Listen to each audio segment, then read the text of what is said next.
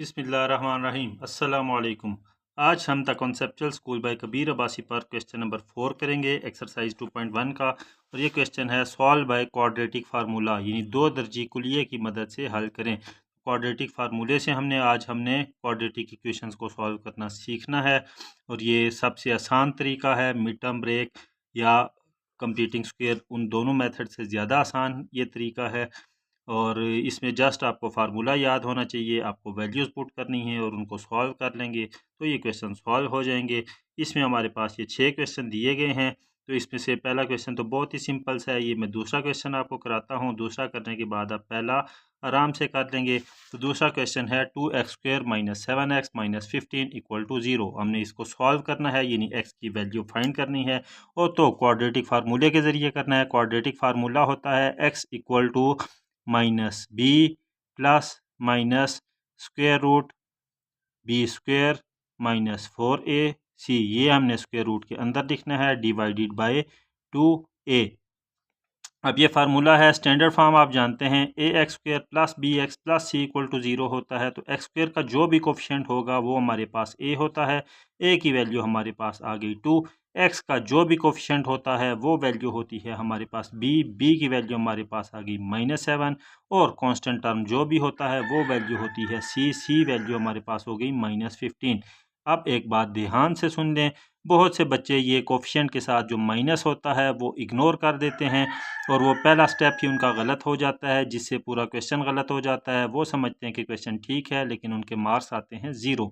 Paper check करते हुए बहुत से क्वेश्चंस में ये मिस्टेक नज़र आती है। तो ध्यान से याद रखें कि कोफिशिएंट के साथ अगर माइनस लगा है तो आपने वो माइनस लाजमी लगाना है। अब हम इस फार्मूले में वैल्यूज़ पुट कर देंगे by putting values in formula. x = ये माइनस का माइनस तो हमने पहले ही लगा दिया। अब b की वैल्यू देखी, वो भी है -7। जब दो माइनस हुए तो ये पहले हम ब्रैकेट में लिख लेते हैं -7 प्लस माइनस स्क्वायर रूट के अंदर b का स्क्वायर, b हमारे पास है -7 यानी -7 का स्क्वायर, आगे है -4 का 4।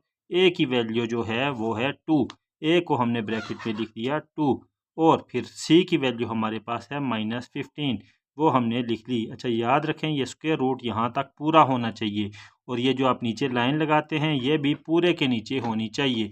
ये अगर आप ये सिर्फ यहाँ लगाते हैं तो वो गलत हो जाता है। और ऐसे भी एग्जामिनर होते हैं कि उधर ही क्वेश्चन रॉन्ग कर देते हैं, क्योंकि वो आपका स्टेप ही गलत होता है, बेशक आपने आगे ठीक भी किया हो। तो ध्यान से ये लाइन यहाँ से यहाँ तक आपने पूरी लगानी है और स्क्वायर रूट भी यहाँ तक पूरा लगाना है। नीचे है हमारे पास 2a, 2 और a की वैल्यू है हमारे पास 2, 2 × 2। तो अब x = ये माइनस माइनस प्लस 7 हो गया, प्लस माइनस अब -7 का स्क्वायर, तो आप जानते हैं स्क्वायर हमेशा पॉजिटिव होता है, माइनस माइनस प्लस 7 का स्क्वायर, 7 7 ज़ा 49। अब इन तीनों को जब मल्टीप्लाई करेंगे तो पहले साइन मल्टीप्लाई करेंगे, माइनस माइनस प्लस हो गया, 4 2 ज़ा 8 हो गया, 8 को 15 से मल्टीप्लाई करेंगे तो 8 5 ज़ा 40, 0 लगा 4 कैरी, और 8 1 ज़ा 8 और 4 12 यानी 120 आ गया, डिवाइडेड बाय ये 2 2 ज़ा 4 हो गया। अब x = 7 प्लस माइनस, अब ये प्लस आप बेशक ना लगाएं, 120 और 49 को प्लस किया तो 169 आ गया, डिवाइडेड बाय 4।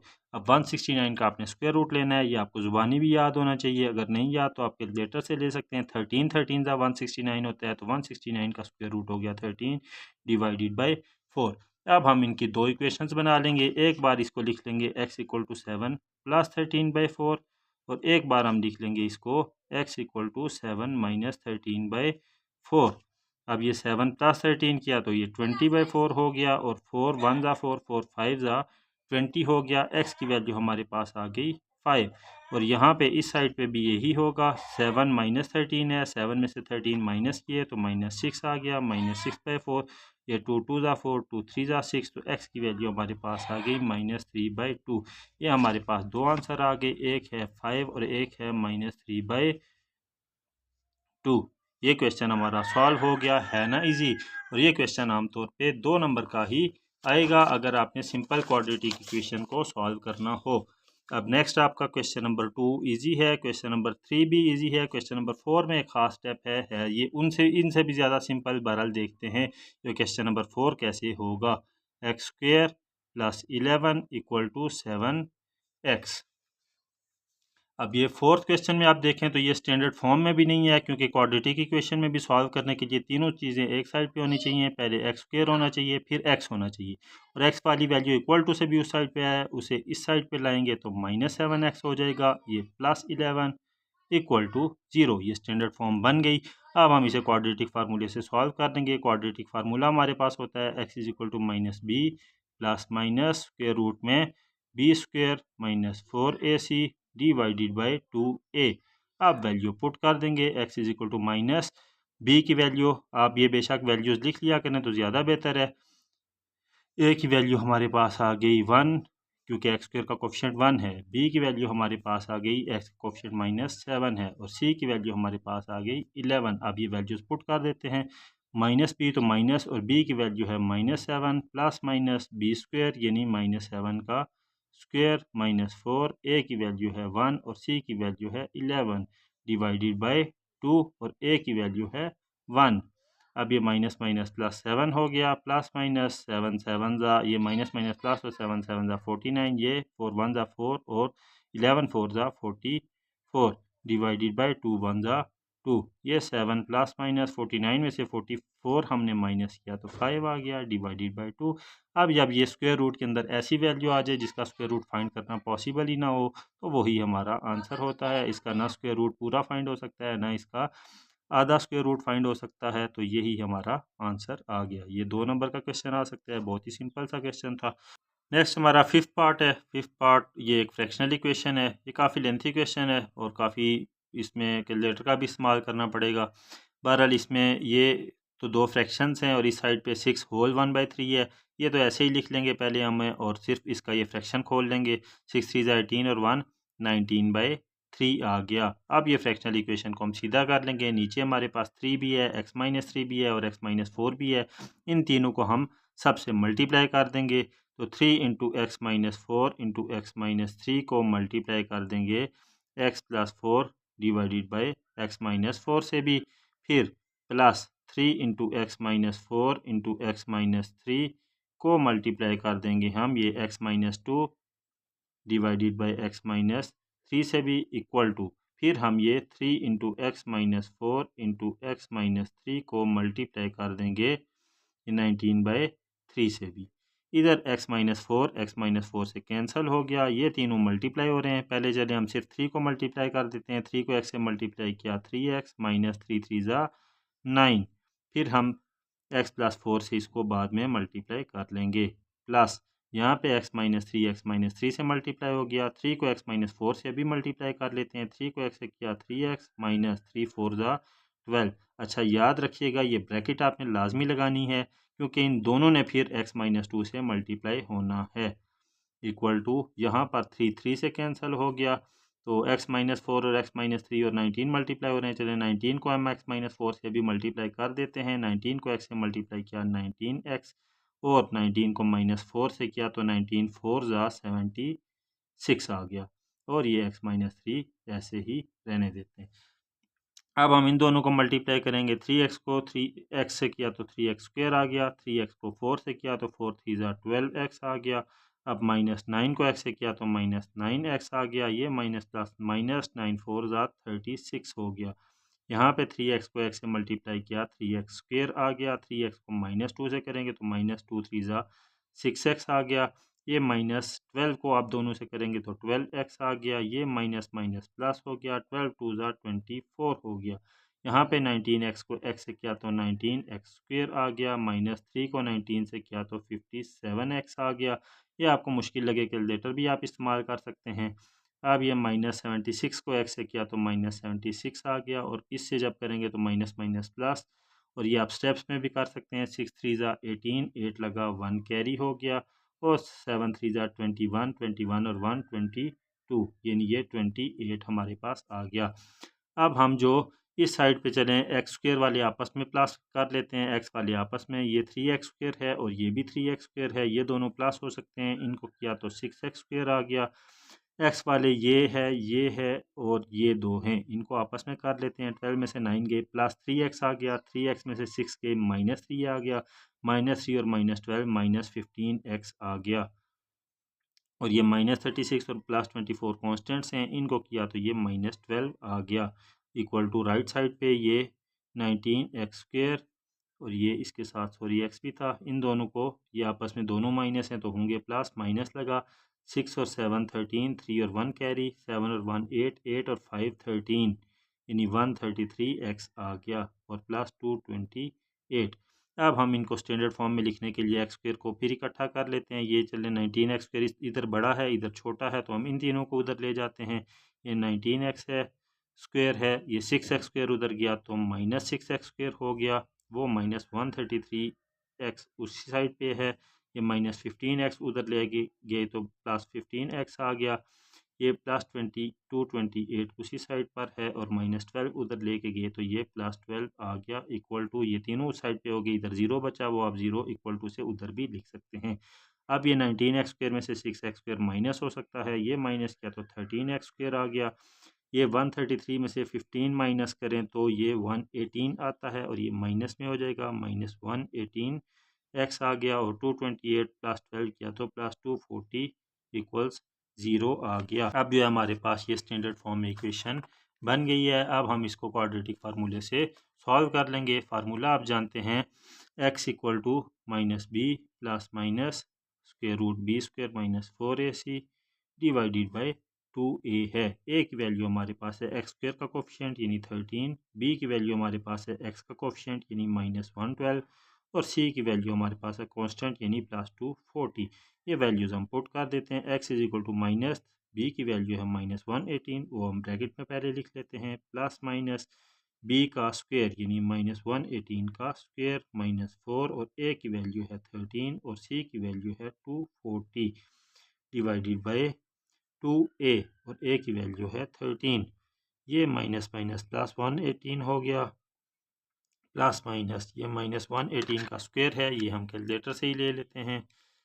118 का स्क्वायर और स्क्वायर हमेशा पॉजिटिव ही होगा, ये 3924 प्लस में आएगा।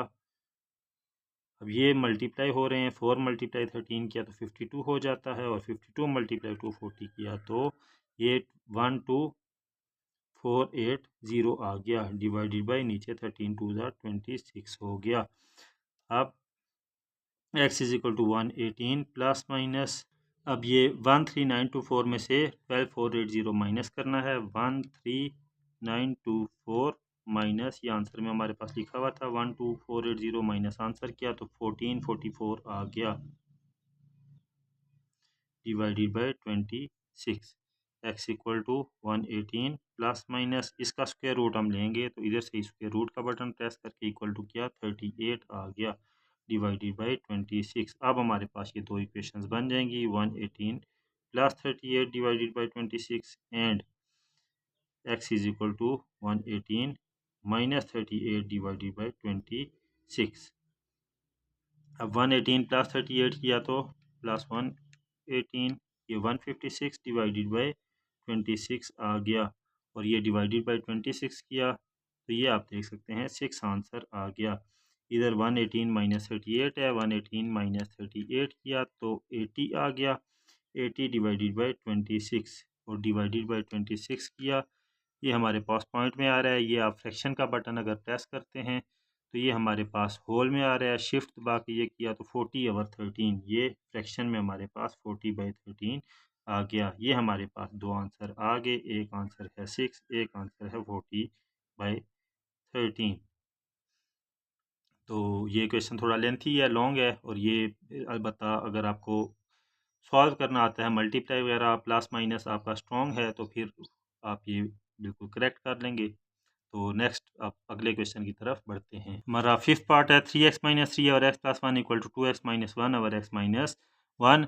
ये फ्रैक्शनल इक्वेशन है, इधर भी एक फ्रैक्शन इधर भी एक फ्रैक्शन, सो क्रॉस मल्टीप्लाई भी पॉसिबल है। 3x - 3 मल्टीप्लाई हो जाएगा x - 1 से इक्वल टू, और ये x + 1 मल्टीप्लाई हो जाएगा 2x - 1 से।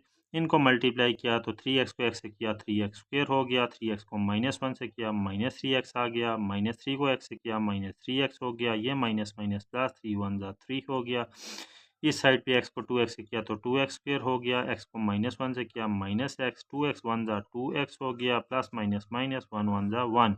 अब इनको चलो एक्स वालों को हम सॉल्व कर लेते हैं। -3x और -3x -6x हो गया, और इस साइड पर -x + 2x किया तो +x हो गया -1। अब हम जो है एक्स स्क्वेयर वाले एक साइड पे कर लेंगे, 2x स्क्वेयर इधर आके -2x स्क्वेयर हो गया। फिर x को वाले संख्याओं को इकट्ठा कर लेते हैं, x इधर आके माइनस हो गया, ये +3 है, और -1 उधर जाके +1 हो गया, इधर कुछ भी नहीं बचा यानी 0। 3x स्क्वेयर में से 2x स्क्वेयर माइनस किए तो x स्क्वेयर आ गया, ये -6x और -x -7x आ गया, 3 + 1 हो गया 4 = 0।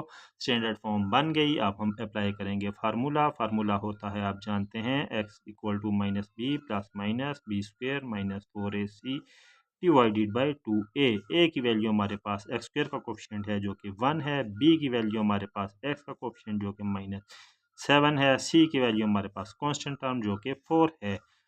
अब फार्मूले में वैल्यू पुट कर देते हैं, -b की वैल्यू है -7 प्लस -b स्क्वेयर यानी -7 का स्क्वेयर -4 इंटू a की वैल्यू 1 इंटू c की value 4 divided by 2 and a की वैल्यू हो गई 1।